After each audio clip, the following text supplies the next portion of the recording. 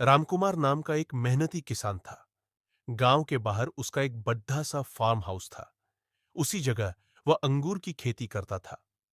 एक बार उसके खेत में मीठे मीठे अंगूर से लदे बेल चारों तरफ फैला हुआ था। अभी अंगूर को पकने में कुछ समय बाकी था कि रामकुमार लालच में आकर एक और खेत खरीदना चाहा। उसके पास पैसे नहीं थे, लेकिन उसने सोचा कुछ पैसे ब्याज पर उधार ले लेता हूं।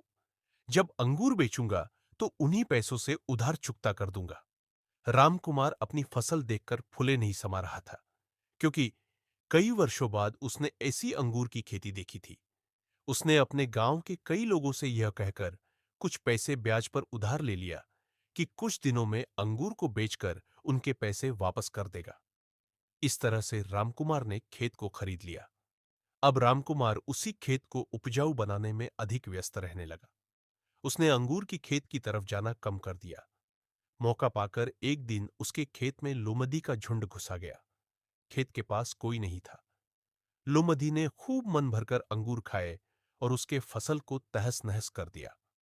अगली सुबह जब रामकुमार अंगूर के खेत को देखने गया तो उसके पैरों तले जमीन खसक गई।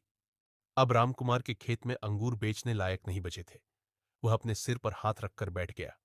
उसे खूब पछतावा हुआ कि मेरे ज्यादा लालच के चक्कर के कारण आया हुआ धन भी चला गया। नैतिक सीख: ज्यादा लालच इंसान को डुबो देती है।